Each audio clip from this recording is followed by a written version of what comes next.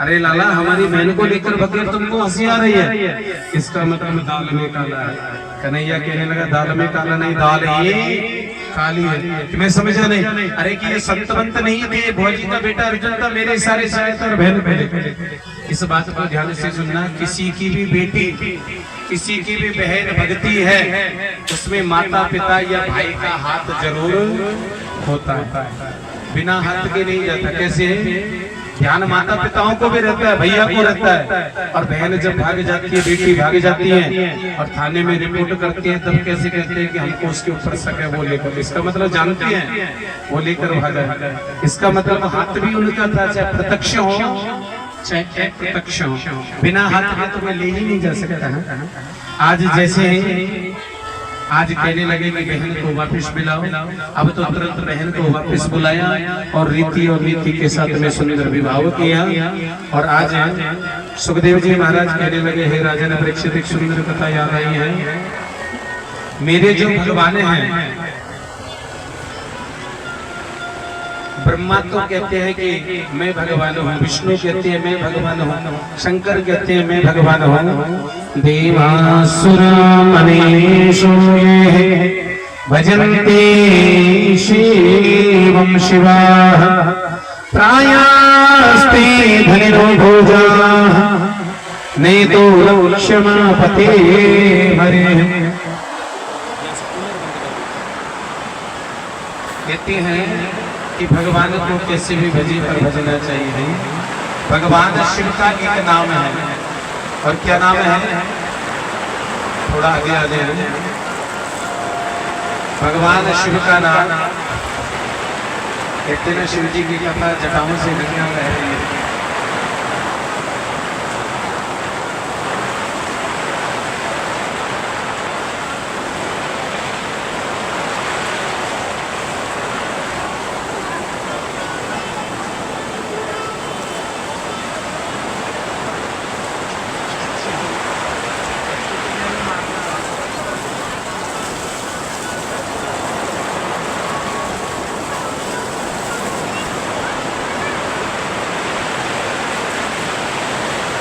बोलिए भक्तवत्सल भगवान की जय हो। भगवान शिव का एक और नाम है रामेश्वर। रामेश्वर किसे कहते हैं? रामश्वर ईश्वर, रामेश्वर। जो राम के ईश्वर है उन्हीं का नाम रामेश्वर है। दूसरे शब्द कहने लगे, राम ईश्वरो यस्य स रामेश्वर। राम है जिसके ईश्वर, उन्हीं का नाम रामेश्वर है। तीसरे कहने लगे, रामश्चासो ईश्वर यस्य रामेश्वर। जो राम है वही ईश्वर है। रामेश्वर का संधि विच्छेद करेंगे तो क्या होगा? राम प्लस ईश्वर। राम ही ईश्वर है, ईश्वर ही राम है। और भगवान शिव किसे कहते हैं? आशुतोष भी नाम है। आशुतोष किसे कहते हैं? आशु शीघ्रम तुष्यते इति आशु। जो शीघ्र प्रसन्न हो जाए उसी का नाम आशुतोष है। आशुतोष तुम्हें अवडर दानी, आरती हरहु दीन जने जाने। यही तो आशुतोष है। आज सप्त ऋषि हैं, सब मन में सोच रहे हैं कि कोई तो कहते हैं ब्रह्मा बड़े हैं, कोई कहता है विष्णु बड़े, कोई कहते हैं शंकर बड़े। इनकी क्यों ना परीक्षा कर ली जाए। कहने लगे कौन जाएगा परीक्षा करने के लिए? आज प्रभु जी महाराज का चयन कर दिया, आप जाएंगे। प्रभु जी ने कहा मैं चला जाऊंगा, क्योंकि सबसे बड़ा परीक्षण कौन कर सकता है? ब्राह्मणी है प्रभु जी। प्रभु जी ने कहा चला तो जाऊंगा, परंतु परीक्षा किस चीज की लेनी है? कि जिसको क्रोध आता है वो भगवान नहीं है, जिसको क्रोध नहीं आता है मन में सोचा ये तो मैं आराम से सीधे काम करके पिताजी के पास, ब्रह्मा जी के सामने जाकर खड़े हो गए, ना बोल रहे ना चल रहे ना प्रणाम किए। ब्रह्मा जी ने देखा कि ये कैसी संतान है जो हमारे सामने नहीं झुक रही, तो संसार में क्या झुकेंगे? ब्रह्मा जी को क्रोध आ गया और हाथ में कमंडल लिया और मारने को दौड़े। प्रभु जी ने सोचा पिताजी भगवान नहीं है, मन में सोचा भैया के पास चलते हैं। भैया कहाँ रहते हैं? कैलाश पर्वत पे भगवान शिव है। और जाकर खड़े होने मन में सोचा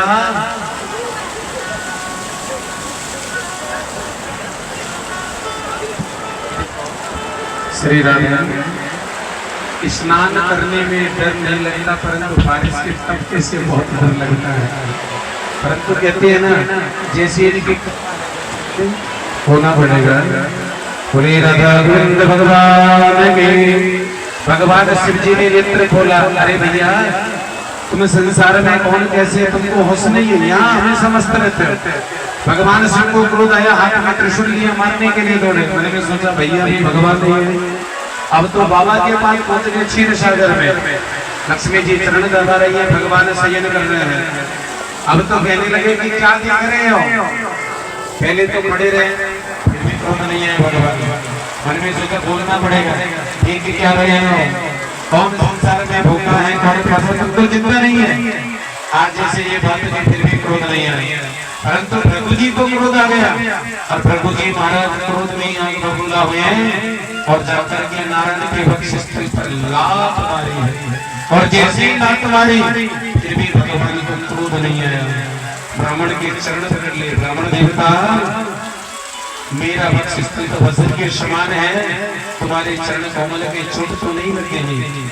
और आज लक्ष्मी जी को क्रोध आ गया, मेरे सामने मेरे पति का अपमान किया है, मैं तुम्हारे घर कभी नहीं आऊंगी। आज प्रभु जी कहने लगे, हमको लक्ष्मी की आवश्यकता नहीं है, नारायण की आवश्यकता है। नारायण को पकड़ लेंगे तो लक्ष्मी एक दिन मिल जाएगी, 2 दिन मिल जाएगी, आखिर में आना पड़ेगा।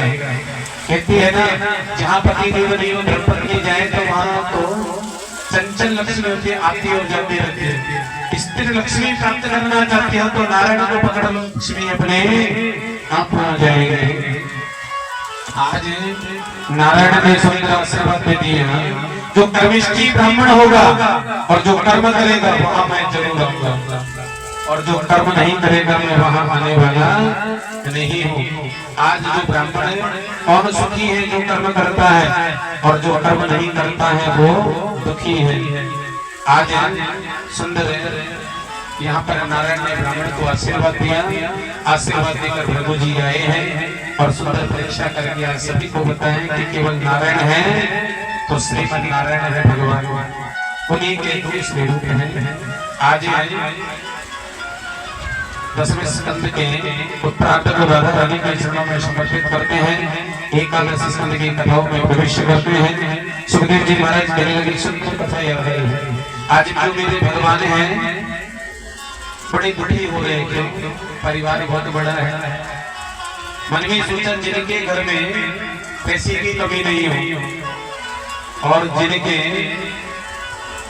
जो परिवार में सब संपन्न हो, ऊंचे कुल में जन्म लिया हो, मैं सुंदर हूं तो मेरी संतान सुंदर है, और जिनके पास ये 4 चीज होती है वो निश्चित बिगड़ जाती है। मेरे को भी जवानी है, मेरा पूरा परिवार यौवनावस्था में है, पैसे की कमी नहीं, सुंदरता है, अच्छे कुल में जन्म लिया है, निश्चित बिगड़ सकते हैं। आज मेरे भगवान ने अपने परिवार को बुलाया, बेटे पोतों को कहा कि देखो संसार में तुम कुछ भी कर लेना, परंतु ब्राह्मण का अपमान मत कर। संत और ब्राह्मण अपमान कर दिया तो मेरा अपमान कर दिया। मैं संतन को दास, संत मेरे मुकुटमणि। कहते हैं ना, भूसुर पृथ्वी के देवता कौन है? ब्राह्मण है, मंत्र के आधीन देवता है, इसलिए ब्राह्मण की पूजा करें तो ब्राह्मण देवताओं को भी बुला सकता है। मंत्रों से बुलाना, मंत्रों से ही भेजना। आज बेटे को तो से कहा कि देखो जो भी अतिथि आए उनका सम्मान करना, ब्राह्मण की सेवा करना, गौ की सेवा करना, अपने से बड़े हैं उनका आदर सम्मान करना। आज पिताजी ने सुंदर ज्ञान दिया।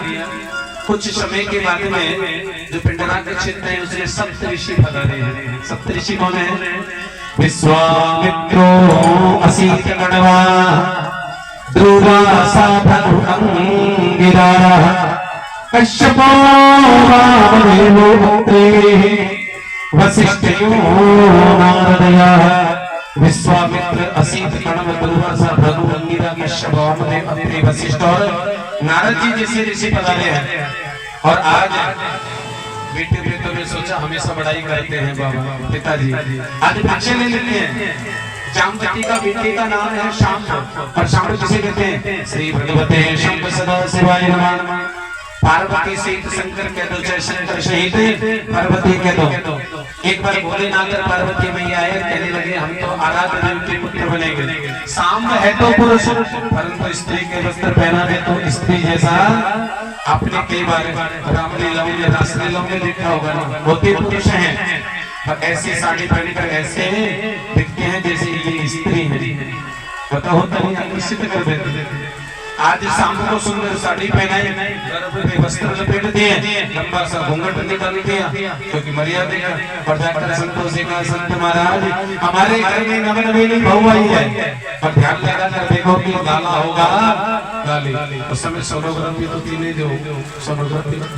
संतों ने ध्यान लगाया तो देखा कि ना तो इनके गर्भ में लाला होगा ना लाली। और देखो इनको तो वस्त्र लपेटे, हमारा परीक्षा ले रहे, अपमान किए। संत क्रोध में आग बबूला हो गया, कहने लगे तुमने ऊंचे कुल में जन्म दिया है और ऊंचे कुल वाले आप देखते बेटा बेटी बिगड़ जाते हैं, वो लक्षण है। और ना तुम्हारे नवनवीन बहू के ना लाला होगा ना लाली होगी, गर्भ से लोहे का मूसल होकर तुम्हारे मन का नाश कर देगा। साफ दे दिया, घबरा गए।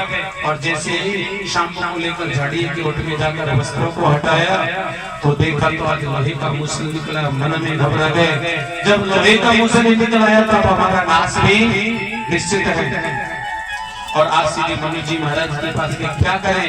कहने लगे समुद्र के किनारे चले जाओ, शिला पर इसको घिसने लगे जाओ, और जल डालते उसको घिसते छोटे छोटे टुकड़े हो गए।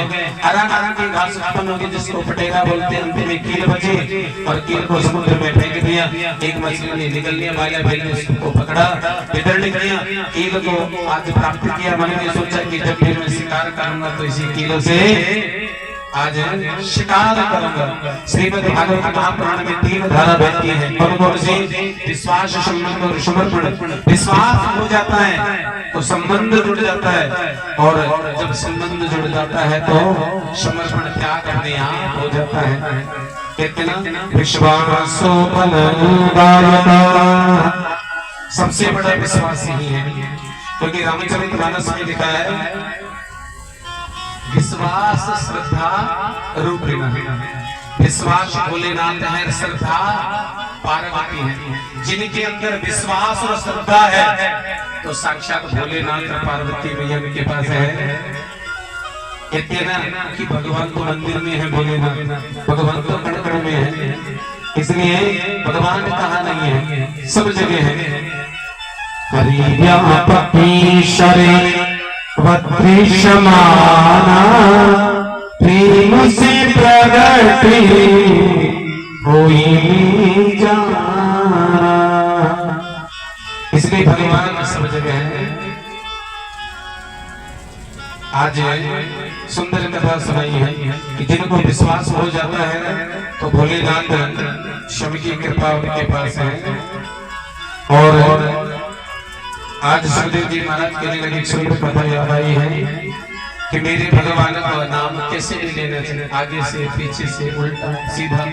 भगवान को कैसे भी पकड़ो पर अवश्य भगवान का नाम लेना चाहिए।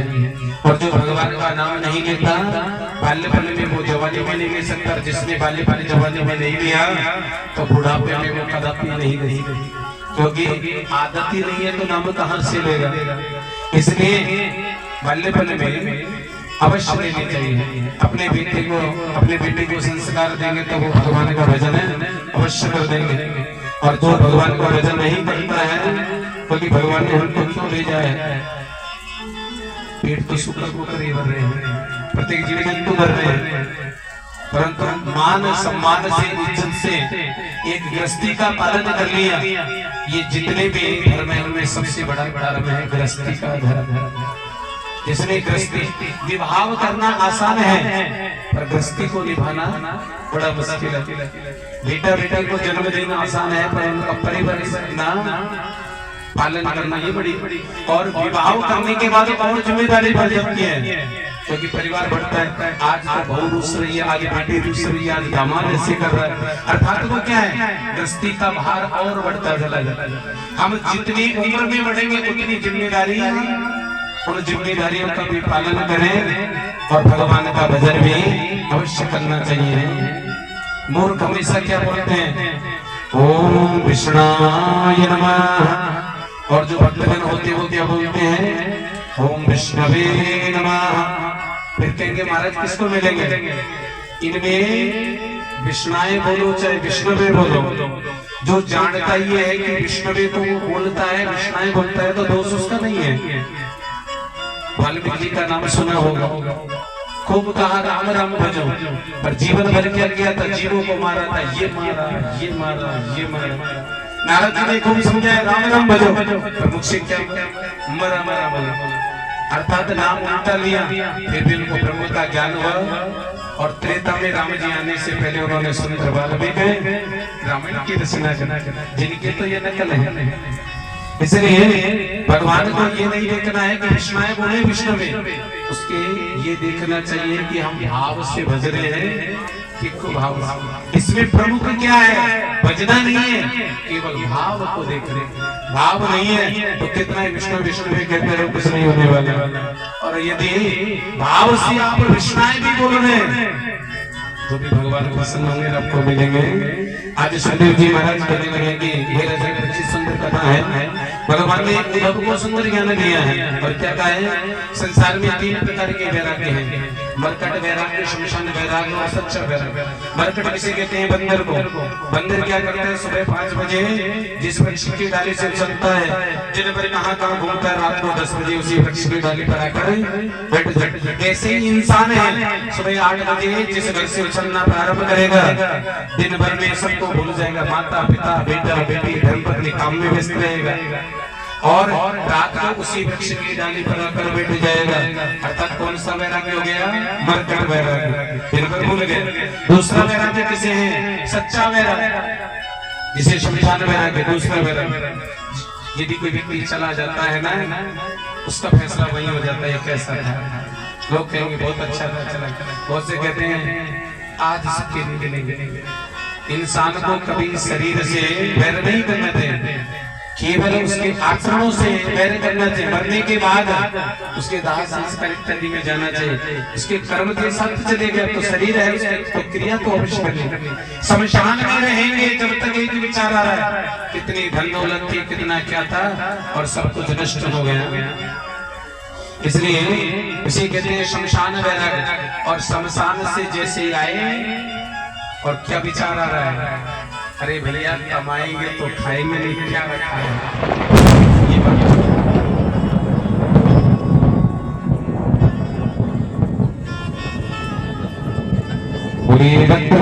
भगवान की। और सच्चा त्याग किसे कहा है, सब कुछ होते हुए घर बार को त्याग कर जो भगवान का भजन करता है उसे सच्चा वैराग्य का है। सच्चा त्याग कबीर का, जो मन से दिया उतार, जिसका मन मेरा भया वो डूब गया मझधार। इसलिए श्रेष्ठ त्याग वही है जो भगवान का भक्त हो जाता है।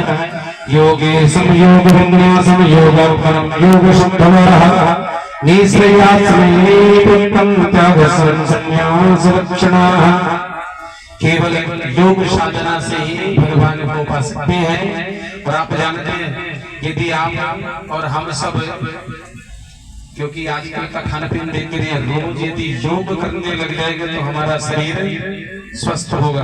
और योग नहीं है तो आप कितनी भी दवाई लो, उस दवाई से वो रोग तो मिट जाएगा, पर साइड इफेक्ट होकर के दूसरा रोग शरीर में उत्पन्न होकर के लीवर किडनी एक दिन शरीर ही डैमेज हो जाएगा। पता हो रहा है कि नहीं हो रहा। इसलिए स्वस्थ रहना है तो केवल भगवान का भजन, योग और ध्यान करना चाहिए। इसलिए हमारा मन बुद्धि चित्त ये सब हमेशा प्रसन्न रहेंगे। आज सुखदेव जी महाराज कहने लगे, ये राजन परीक्षित सुंदर कथा है। दत्तात्रेय जी महाराज हैं और यदु महाराज हैं। दत्तात्रेय जी शरीर से मोटे ताजा थे, जा रहे थे। यदु महाराज ने पूछे, महाराज की जय हो, कहाँ जा रहे हो, इतने मोटे ताजा कैसे हो गए, ऐसा क्या करते हो? कहने लगे, हमने जीवन में गुरु बनाए। गुरु कितने प्रकार के होते हैं? 3 प्रकार के। एक तो होते हैं पुरोहित गुरु। पुरोहित गुरु किसे कहते हैं? जिसको ताम्रदंड गुरु, जैसे विवाह, गृह प्रवेश, निमित्त, मुहूर्त, शादी ब्याह इत्यादि में केवल वही हमारे पंडित जी हैं। जिनको तामड़े जिसको कुल गुरु भी बोलते हैं। और दूसरे कौन होते हैं? दीक्षा गुरु, जो कान में गुरु मंत्र देते हैं, वो एक ही होता है, दो नहीं होते हैं। और तीसरे कौन है? दीक्षा शिक्षा गुरु, जिनसे हमें शिक्षा मिले वो भी हमारे गुरु हैं। पर शिक्षा गुरु एक नहीं होते हैं, जिनसे शिक्षा मिले एक नहीं अनेक हो सकते हैं। दत्तात्रेय जी के जीवन में एक नहीं दो नहीं 24 गुरु बनाए हैं। पहला गुरु मैंने पृथ्वी को बना लिया और पृथ्वी से शिक्षा प्राप्त करी। पृथ्वी भी कितने भी अपशिष्ट गंदगी डालो फिर भी पृथ्वी हमारा ही भरण पोषण करती है। एक संत को कितने भी गाली दो फिर भी वो हमारी भलाई के लिए ही भजन करता है। दूसरा गुरु मैंने वायु को बना लिया और वायु से शिक्षा प्राप्त करी कि वायु हमेशा चलती रहती है, कितनी भी गंदगी को दूर कर देती है। वायु नहीं चले तो हम दुर्गंध में पड़ जाए। ऐसे ही एक संत को हमेशा चलते रहना चाहिए। एक जगह रह जाएगा तो गंदगी अवश्य फैल जाएगी। तभी तो वो संत एक जेल में, वो वहाँ जेल में। चलते रहना चाहिए। आश्रम धन इकट्ठा नहीं करना चाहिए। ज्ञान दिया और चल दिया। और अगला गुरु मैंने आकाश को बना लिया। आकाश से शिक्षा प्राप्त करी। आकाश छत्र छाया करता है, सबको समान करता है। संत को ज्ञान देना है तो सबको समान ज्ञान देना चाहिए। अगला गुरु है मैंने जल को बना लिया। जल से शिक्षा प्राप्त करी। जल हमेशा शीतल हो और जैसे शीतल जल पीते हैं तो हमारी वाणी भी शीतल होती है। ऐसी वाणी बोलिए मन का और जो शीतल करे आप शीतल हो। परंतु ये कलयुग में वाणी तो बड़ी खतरनाक है। आज जितने तलाक हो रहे हैं, घर बिगड़ रहे हैं, किसकी देन है? वाणी। वाणी कैसी बोल रहे हैं? जिब्या ऐसी बावरी कह गई सरने पता आप कहीं भी तल रहे जूता कपाल का। जो आया मन में वही कहते रहते हैं। इसलिए तो आप देख रहे हैं कि कितने जल्दी घर बिगड़ जाते हैं। ना पिता बेटे से बोल रहा, ना बाप बेटे से बोल रहा। अगला गुरु है मैंने पांचवा अग्नि को बना लिया। अग्नि से शिक्षा पर अग्नि का कार्य है स्वाहा करना, जलाना। अग्नि ये नहीं देखती अच्छा है कि बुरा है। यदि कूड़ा कचरे में आग लगाएंगे तो वहां भी वही अग्नि है। चूल्हे पे प्रसाद बनाएंगे वहां भी वही अग्नि है। हवन यज्ञ करेंगे तो वहां भी वही अग्नि है। और शमशान में देखेंगे तो वहां भी वही अग्नि है। उसका कर्म देखना चाहिए। इसने यहाँ क्या किया? हम मुर्दे को उन्होंने सुंदर दुर्गंध को मिटाकर उनको मिट्टी में मिलाया।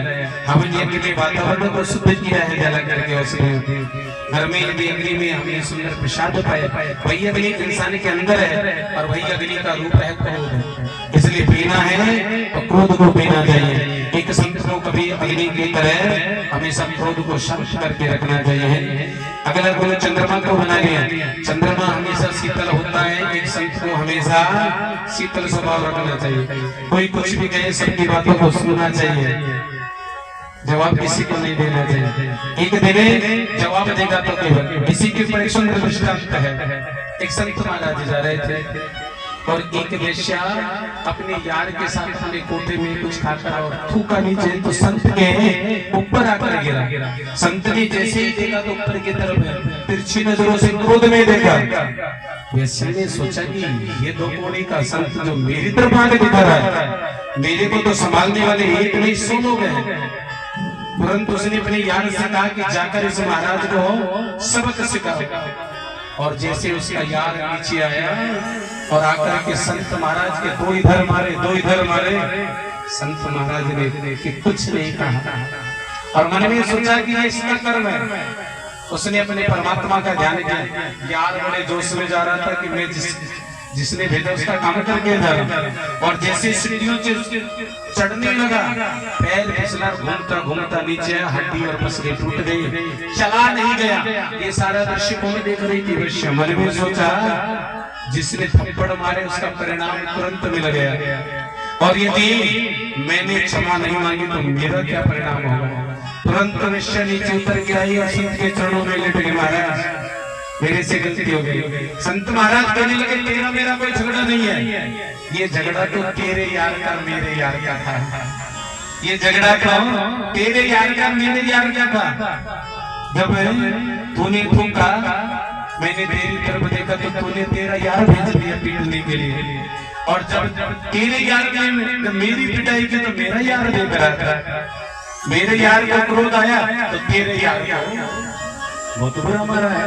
तो ये झगड़ा तेरा मेरा नहीं है, ये झगड़ा तो तेरे और मेरे यार का, इसमें तेरा मेरा तो कोई झगड़ा ही नहीं है। इसलिए संसार में कोई किसी का अपमान भी करे ना, अपने यार को याद कर लो, जिसका जो है परमात्मा को याद करेंगे तो परमात्मा के तूने ऐसी सताया तो दंड कौन देगा, केवल वही देगा। भगवान की। और अगला गुरु मैंने सूर्य को बना लिया, सूर्य से शिक्षा प्राप्त करी। सूर्य जब प्रकाश देता है सबको समान देता है, इसी प्रकार से एक संत को सबको समान देखना चाहिए। आगे चलकर फिर उसने कबूतर को बना लिया और नवा गुरु अजगर सर्प को बना लिया। अजगर सर्प कभी घर बनाकर नहीं रहता, बने बनाए घर में आकर अपना डेरा जमाता फिर दूसरे घर में। इसलिए संसार में एक संत को कभी घर नहीं बनाना चाहिए। अजगर करहिन चाकरी पंछी करई माता, दास मलोका कह गए सबके दातारा।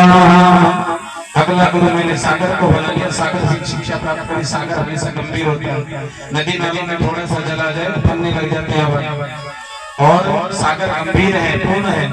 और कितनी भी नदियां सागर में जाकर गिर जाए, सबको एक संत को सागर की तरह गंभीर रहना चाहिए। अगला गुरु मैंने पतंगा को बना लिया। पतंगा आप जानते कीड़ा होता है, दीपक के चारों तरफ घूमता है, जानता भी है इसी में जलकर मेरी मौत हो जाएगी, इतना प्रेम है उसके चारों तरफ घूमता रहता है। इसी प्रकार से संसार में मनुष्य जानता है कि माया है, ये एक ऐसा दीपक है, अग्नि है, इसी माया में एक दिन डूबकर मेरा गोविंद है, फिर भी वो माया जाल में पड़ा रहता है। अगला गुरु मैंने भोले को बना लिया। इसके बाद में मधुमक्खी को बना लिया। मधुमक्खी से क्या शिक्षा ली? मधुमक्खी सुबह उड़कर जाती है, जंगलों से रस लाती है। रस क्या है? धन। और लाकर कहाँ रखती है? छाता में। और छाता क्या है? उसका घर। और जब ज्यादा रस इकट्ठा हो जाता है तो एक दिन शिकारी आते हैं, मधुमक्खियों को भी मार देते हैं, अंधी कर देते हैं और उसके घर को बिगाड़ देते हैं, उसका सारा धन। इसलिए संसार में ज्यादा धन कमाएंगे, 2 नंबर का यदि ज्यादा धन हो जाएगा तो क्या होगा? ईडी का सीबीआई का छापा पड़ेगा, एक दिन हम जेल में सड़ेंगे और वो बिल्डिंग भी तोड़ दी जाएगी, सारा घर नष्ट हो जाएगा। इसलिए संसार में आए हैं तो भगवान ने धन दिया है तो धन का सदुपयोग करना चाहिए। इसके बाद में सुंदर हिरण को बना लिया। हिरण से शिक्षा प्राप्त करें। हिरण की नाभि में कस्तूरी होती है, उसकी सुगंध इतनी होती है, बावला हो जाता है, चारों तरफ घूमता है। इसलिए एक संत को केवल भगवान का भजन भी ध्यान रखना चाहिए, केवल संसार की माया में सुगंधित होकर बावरा नहीं होना चाहिए। अगला गुरु मैंने एक सुंदर मछली को बना लिया। जैसे मछली स्वाद के कारण जाल में फंस जाती है, एक संत को ज्यादा स्वादु नहीं होना चाहिए। और अगला गुरु एक वैश्य को बना लिया। पिंगलानम वैश्य आसीद विदये नगरे तथा पश्यामि शिक्षिता कंचना चित्रयबोधयं नंदना। पिंगला नाम की वैश्य है और रोज ग्राहकों का इंतजार करते, श्रृंगार करती है। 1 महीना हो गया पर कोई ग्राहक नहीं आया।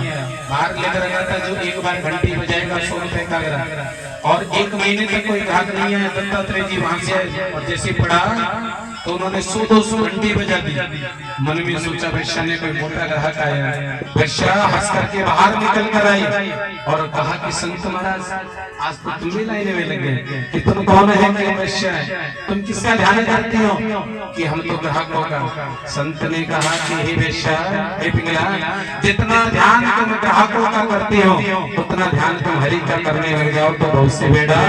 उसी दिन से पिंगला ने इस कर्म को छोड़ दिया। और भगवान कहती है ना, एक पिंगला जो वैश्य थी कर्म किया और गलत कर्म को त्याग कर और अंत में भी भगवान की ओर मुड़ जाए तो वो शिव धाम भगवान के धाम हो जाए। परंतु जिस माता बहन का विवाह हो गया, घर में पुरुष है, पति देव है और फिर भी अपने पति को धोखा देती है, उनको तो नरक में भी जगह मिलने। वो वैश्य से भी, वैश्य को तो स्वर्ग मिल सकता है परंतु उसको स्वर्ग, क्योंकि वैश्य के तो जो ग्राहक हैं वही तो उनके पति हैं। रोज का अलग अलग ग्राहक आता है, उनका पति है। इसके बाद में उन्होंने एक सुंदर पक्षी को बना लिया, इसके बाद में सुंदर बालक को बना लिया, फिर एक कन्या को बना लिया, सर्प को बना लिया और एक भृंगी कीट को बना लिया। इसके बाद हाथी को बना लिया। हाथी से शिक्षा प्राप्त करिए। हाथी हमेशा मस्त रहता है, बताओ रहता नहीं रहता, खाता है, घूमता है, कोई चिंता नहीं। बहुत से कहते महाराज ज्यादा मोटे हो गए, डॉक्टर ने कह रहे घूमो। हाथी तो रोज घूमता है ना, आज तक पतला हुआ है क्या? मोटा होना पतला होना केवल परमात्मा ने जो स्वरूप दिया है, केवल चिंताओं को निकाल दो, सुखी रहना है। केवल चिंतन में लग जाओ भगवान के में। अगला गुरु एक लोहार को बना लिया, लोहार से शिक्षा प्राप्त करी। लोहार जब लोहा तोड़ता उसका ध्यान हथौड़े पर रहता है, और यदि ध्यान इधर उधर हो जाए तो हथौड़ा हाथ में पड़ेगा, हाथ ही टूट सकता है। इसलिए संसार में कहीं पर भी रहो, फिर भी प्रभु के चरणों में ध्यान रहना चाहिए। और इसके बाद में अंतिम गुरु अपने शरीर को बना लिया और शरीर से शिक्षा प्राप्त करी। जैसा ये शरीर कल था वैसा आज नहीं है, जैसा आज है वैसा कल रहने वाला नहीं है। हम रात्रि में स्वप्न लेते हैं, वो कभी साकार नहीं होता है। इसलिए हम दिन में कितने भी स्वप्न ले लो, ये भी कभी साकार होने वाले। स्वप्न देख सकते हैं पर साकार करना तो प्रभु के हाथ में है। मोहन निशा जगे सूर्य हारा देखे स्वप्न अनेक प्रकार। आज जितने भी यदुवंशी हैं उनकी बुद्धि बिगड़ गई और कहने लगे आज समुद्र के किनारे स्नान करने जाएंगे। और जैसे ही मेरे भगवान जिनको दारुण दुख देते हैं, उनकी बुद्धि भगवान पहले ही दारुण दुख किसे कहते हैं? क्या कहते हैं? आज तो बाजार में जाएंगे, वहाँ खाना खा रहे, फिर भी स्वाद नहीं। फिर कहते हैं चलो कथा में चलेंगे, वहाँ शांति मिलेगी। यहाँ कर भी फिर मन उच्चाटन, चलो वहाँ चलते हैं, वहाँ चलते हैं। दिन भर घूमते रहते हैं, फिर भी उनको शांति कहीं नहीं मिलती। इसे कहते हैं दारुण दुख।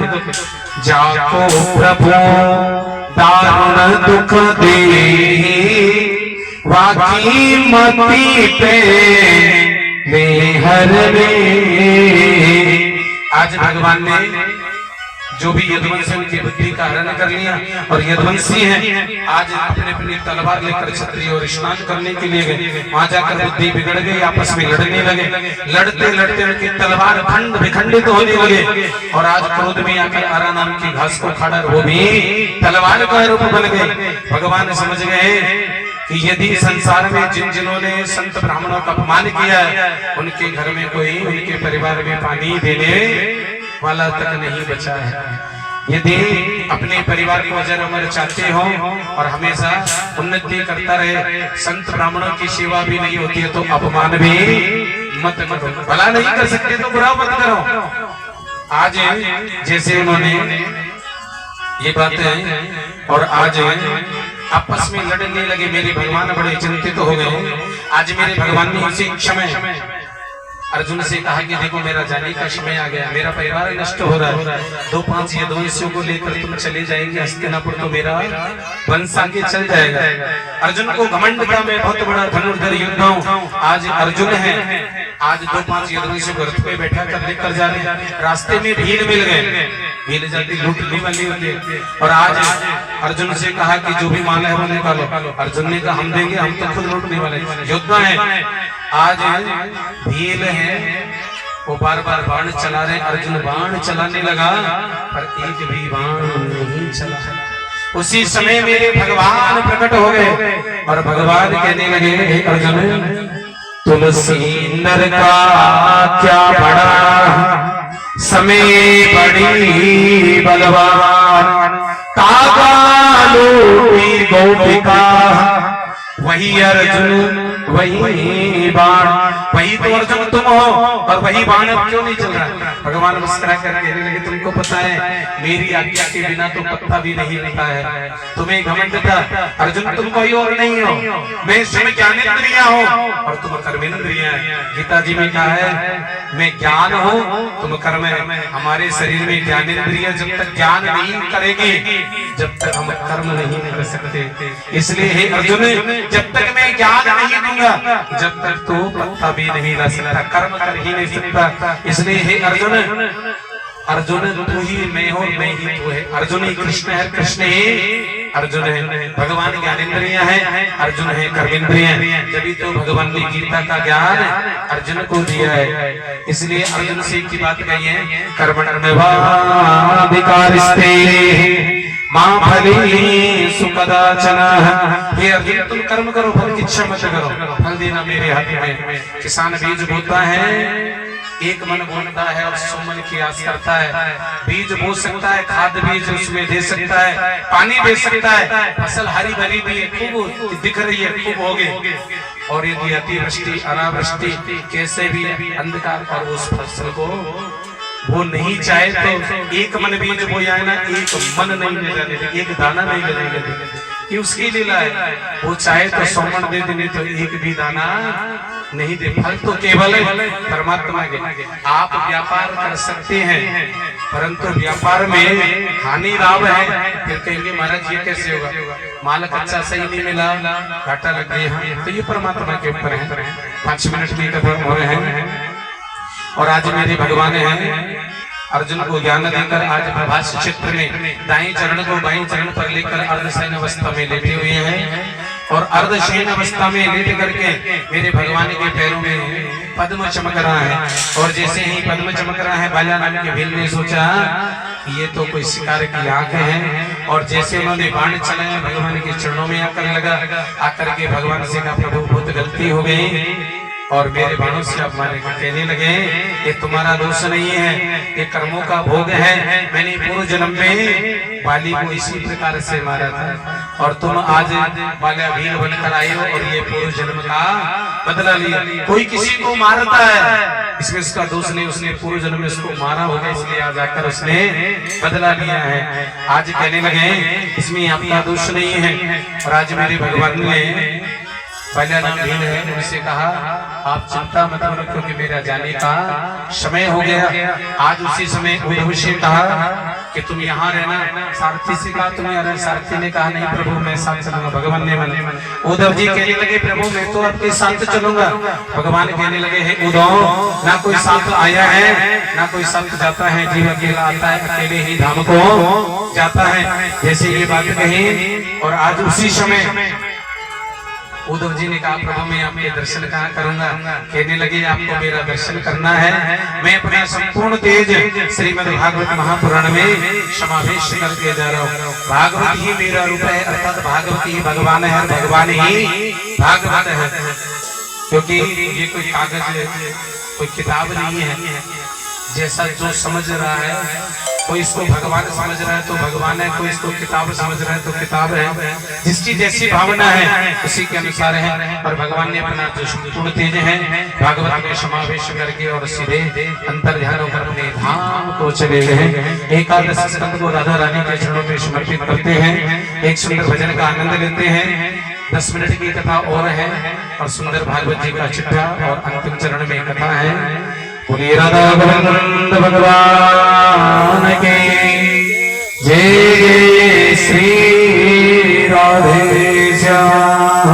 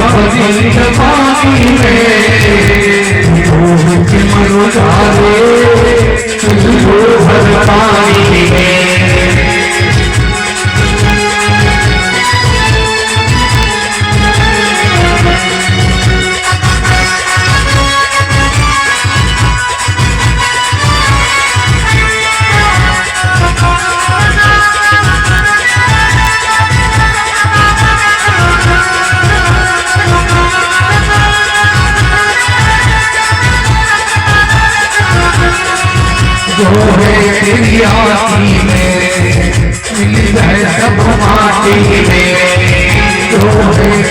आटी में मिल गए तो माटी में जितने गाया तेरी बंधु जाए घाटी में जितने गाया तेरी बंधु जाए घाटी में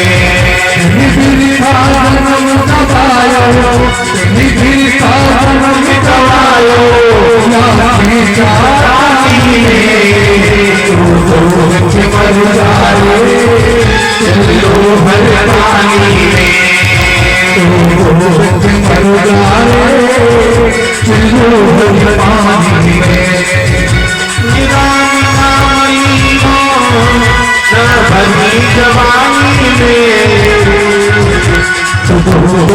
मर जाए चलो भगवानी में मर जाए चलो भगवानी में हरि बोल।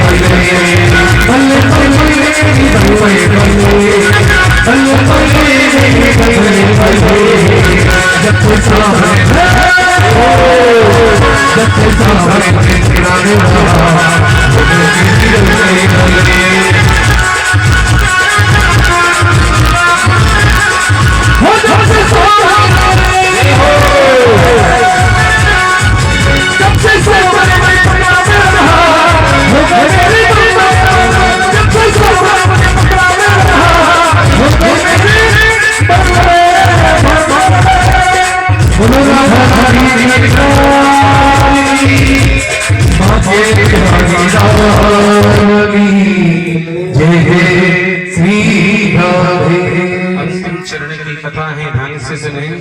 सुखदेव जी महाराज कहने लगे, हे राजन परीक्षित, ये कथा को ध्यान से सुनिए। जैसे मेरे भगवान गए, कौन सा युग प्रारंभ हो गया? कलियुग। क्योंकि द्वापर चला गया, भगवान के जाते कलियुग। कलियुग में अवगुण ही अवगुण है, केवल एक गुण है। मनुष्य पाप करोगे तो नहीं लगेगा। एक गुण क्या है? कलियुग केवल नाम हदारा, सुमर सुमर न उतरहि। केवल नाम से ही जीव का उद्धार है, इसलिए नाम जाप, केवल भगवान का नाम जाप ही कलियुग की सबसे बड़ी दवा है। जिसके पास नाम जाप है वही सबसे बड़ी दवा है। आज सुखदेव जी महाराज करेंगे, हे राजन 7 दिन हो गए कथा सुनते सुनते संशय मत करना। संसात्मक विनिश्चित, संशय कहते हैं भैम को, और भैम की कोई दवा होती नहीं है। इसलिए जो कथा सुना रहे उसको सत्य मानना। आज जैसी कथा सुना रहे थे, कहने लगे तुम्हारे पूर्वज जैसे थे महाभारत के युद्ध में, और बड़े बड़े हाथियों को घुमाते आकाश में फेंक दिया, आज भी घूम रहे। इतना कहते राजा परीक्षित को शंका हो गई, नाक को सिकुड़ लिया। कहने लगे कि आपका संपूर्ण शरीर वज्र का हो जाएगा, पर नाक कच्ची रह जाए, इसलिए नाक को बचा कर रखना। आज कहने लगे मेरा जाने का समय हो गया, आप मेरा पूजन कर लिया। उसी समय सुखदेव जी महाराज ने कहा, आज राजा परीक्षित ने पूजन किया। सुखदेव जी सीधे कंदराओं में जाकर भगवान का भजन कर रहे हैं। राजा परीक्षित सीधे महलों में आए। उनके जो पुत्र हैं जन्मेजय, शाक चौबंद सुरक्षा बढ़ा दी। आज तक्षक का आना, क्योंकि कहते हैं काल जब आता है उसका समय होता है, रोक नहीं सकते।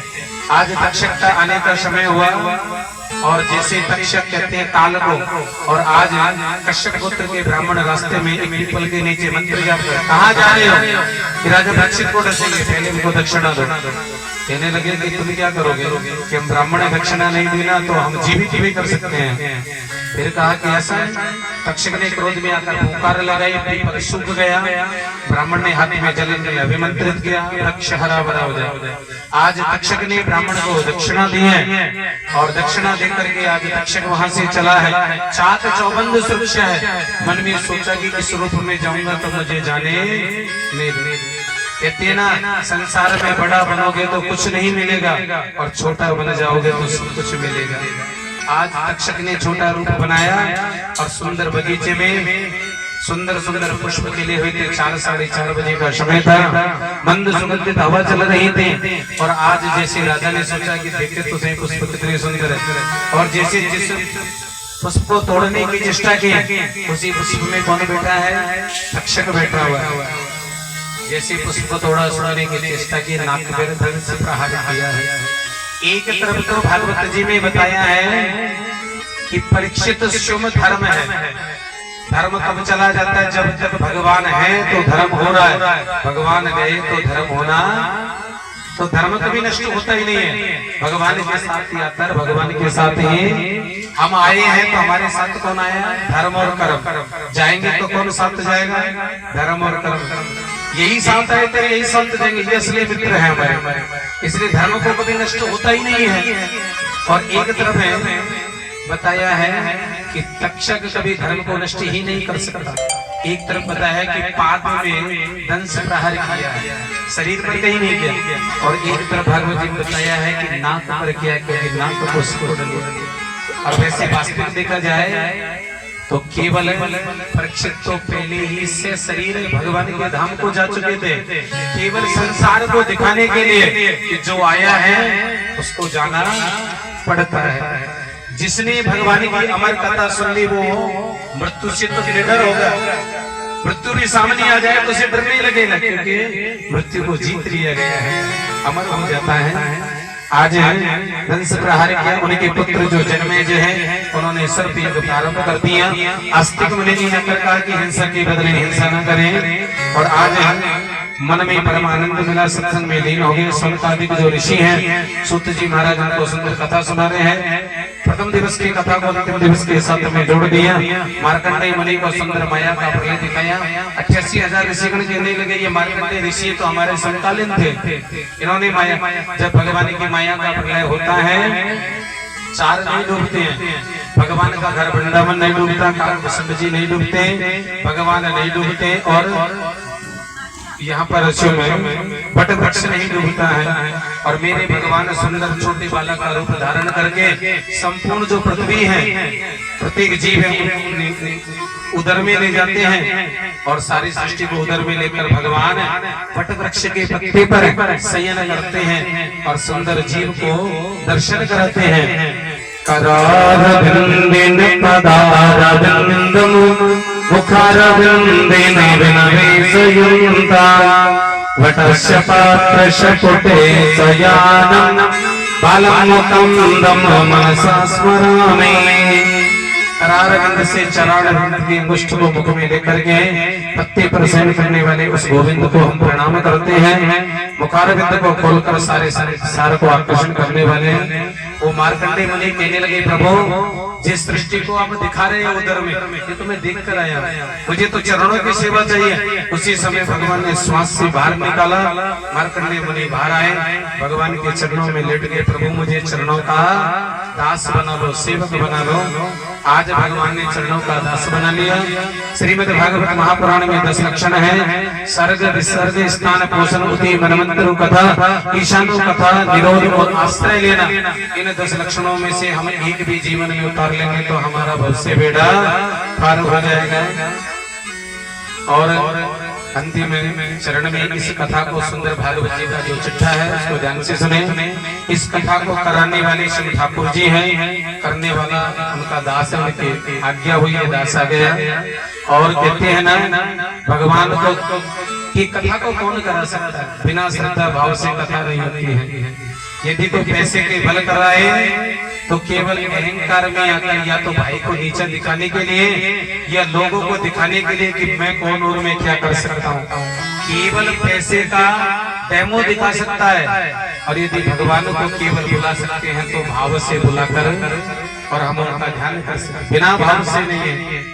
आज कहने लगे इस कथा को कराने वाले शुभ ठाकुर जी हैं, करने वाले भी वही है, कराने वाले भी वही है और सुनने वाले भी वही, भगत उनकी कृपा से नहीं। प्रथम दिवस जो सुंदर है कलश यात्रा है, जैसे यहाँ प्रभु की इच्छा थी जैसा होना नहीं था। पिछली बार आज से 2 वर्ष पहले आए, लोगों की श्रद्धा थी, भाव थे, प्रेम था और प्रेम को बढ़ाने वाला, भाव को बढ़ाने वाला, नष्ट करने वाला, जो भी कुछ करने वाला है सभी है। और जब यहाँ कोई भक्त नहीं तो यहाँ केवल हमने ही पूजन करके पंडित जी के सिर पे रख के और कथा का यहीं पर इस तरह से कलश चलता। ये जीवन का एक पहला रिकॉर्ड भी बना है। कहते ना संसार में आए तो कुछ सीखने को मिलता है कि ऐसा भी होता है। और कहते हैं ना संसार में व्यक्ति 2 चीज चाहता है, क्या क्या? एक तो चाहता है मुझे पैसा मिले, यदि पैसा नहीं मिले तो क्या चाहता है, मुझे मान सम्मान मिले। जहाँ जीव को ना मान सम्मान मिले ना पैसा मिले, वहाँ जीव इतना दुखी हो जाता है केवल उसके प्राण नहीं निकलते, अन्यथा वो इतना टूट जाता है। और हम तो केवल यहाँ बंधन किसका था हमारा, केवल यहाँ ठाकुर जी का था। बड़ा आश्चर्य की बात है, कहना नहीं चाहिए। यहाँ 7 दिन 8-9 दिन हो गए आज आए हुए हैं। किसी भगत ने यहाँ आकर पंडल में ये नहीं पूछा महाराज पानी कहाँ से पी रहे हैं, महाराज कहाँ आते हो, महाराज कहाँ रहते हो, चाय पी की नहीं पी, भोजन प्रसाद पाया कि नहीं पाया। अच्छा ये बताओ, हमारे लिए तो केवल ये जो बस्ती है यही तो माँ बाप था।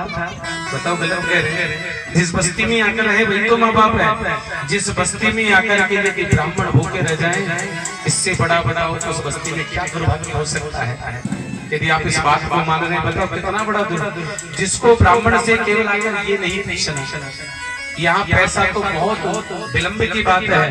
इंसान को 1,50,000 10-20,000 मिलता है, यहाँ से जाए रास्ते में गिर जाए, एक्सीडेंट हो जाए, मर जाए, कहाँ लग जाए इसका कोई पता नहीं है। पर व्यक्ति केवल मान और सम्मान चाहता है। और यहाँ हम तो सोच रहे थे पिछली बार के भगत हैं, सब परिचित हैं, आना चाहिए। हम जीव काटने वाले नहीं हैं, आप देंगे और यह प्रभु के चरणों में अर्पण करेंगे, शुभ के लिए करेंगे। ना हम जीव काटने वाले ना और कुछ करने वाले हैं, जो भी कुछ है प्रभु को सब मंजूर है। अब ये प्रभु की लीला थी, इन्होंने भक्तों के हृदय में नहीं बैठा, इन्होंने ये भी दिखाया कि जहाँ मेरी कृपा होती है वहाँ ऐसे भंडार भर देता हूँ, जहाँ चाय पानी मान सम्मान पैसा खूब देता हूँ, और नहीं देता हूँ तो देख ये भी दिला है। इतना डराया इतना धमकाया, पर हमने कह दिया टेंट भी उड़ जाएगा तो बारिश में रहकर भी तेरा नाम लेंगे, पर ये बालक श्वास रहेगा तो तेरा नाम लेगा, चाहे कोई आए या ना आए। कोई कथा सुने, जहाँ तू बैठ गया जब तक ये इसके प्राण रहने तेरा नाम लेगा।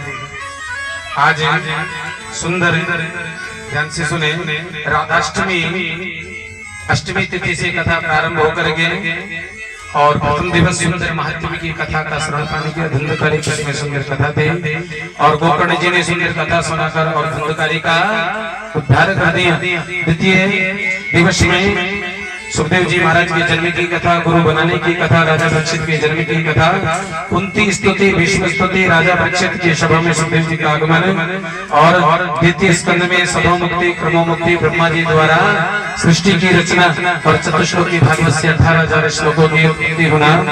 तृतीय जो दिवस है उसमें विदुर मैत्री संवाद की कथा, देवहूति संवाद की कथा, हिरण्याक्ष के वध की कथा, चतुर्थ स्कंद में सती चरित्र और ध्रुव जी के चरित्र की कथा, पंचम स्कंद में प्रियव्रत चरित्र, अग्निद्र चरित्र, जड़ भरत चरित्र, नाभि चरित्र, इन सारे के चरित्रों की कथा का श्रवण पाने की खगोल भूगोल की सृष्टि के 28 प्रकार के नरकों की कथा। षष्ठम स्कंद में अजामिलोपाख्यान गुरु हत्या का परिणाम और उस गुरु हत्या को 4 जगह बांट दिए। सप्तम स्कंद में प्रहलाद जी के चरित्र नृसिंहदेव की कथा, अष्टम स्कंद में गजेंद्र उपाख्यान समुद्र मंथन की कथा और वामन चरित्र की कथा।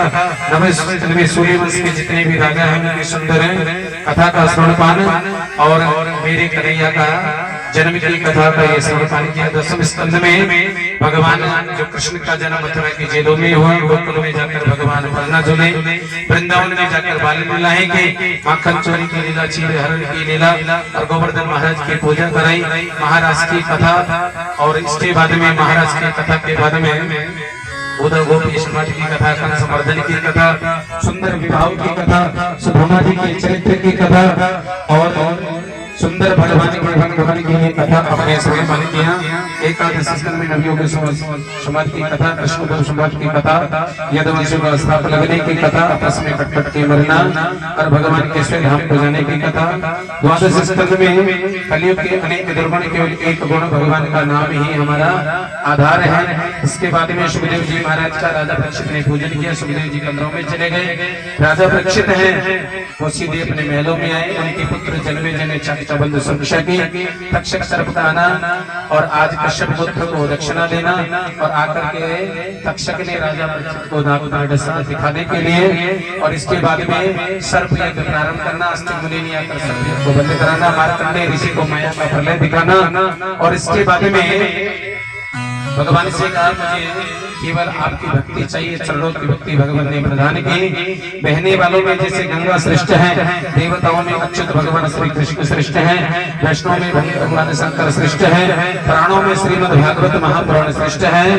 चित्राणं चैव सर्वेषां यथा काशीहानुत्तमाः तथा पुराणानां श्रीमद् भागवतं द्विजाः। क्षेत्रों में जैसे काशी श्रेष्ठ है, पुराणों में श्रीमद् भागवत महापुराण श्रेष्ठ है। भागवत पुराण सुंदर पुराणों का तिलक है, वैष्णवों का परम धन है, परमहंसों की संहिता है, और इसमें 3 धारा बहती है, भक्ति, ज्ञान और वैराग्य। जिनके अंदर भक्ति प्रकट हो जाती है तो ज्ञान हो जाता है, ज्ञान हो जाता है तो वैराग्य अपने आप हो जाता है, और जिनके अंदर भक्ति ज्ञान वैराग्य प्रकट हो जाता है वो संसार में न रहकर और भगवान का भजन करने लग जाता है। अंत में भागवत जी का अंतिम श्लोक है, सबको बोलना है, नाम संकीर्तनम यस्याः सर्व पाप प्रणाशनाः प्रणामो दुःख शमनस्ताः नमामि हरिं परं नमामि हरिं परं नमामि हरिं परं। जिसका नाम लेने से, जिसका संकीर्तन करने से सारे पापों का नाश हो जाता है, उस पूर्ण ब्रह्म ब्रह्म परमात्मा अच्युत भगवान श्री कृष्ण के चरणों में हम बारंबार प्रणाम करते हैं और एक ही बात कहनी है, प्रभु हम तेरे थे, तेरे हैं और तेरे रहेंगे। तू मेरा है और मैं तेरा हूँ। तू जहाँ घुमा रहा है मैं वहाँ घूम रहा हूँ, तू जहाँ लेकर जाएगा मैं वहाँ जाऊंगा। और कहते हैं ना, केवल एक दूसरे के ऊपर प्रत्यारोपण करना सब बेकार है। जो भी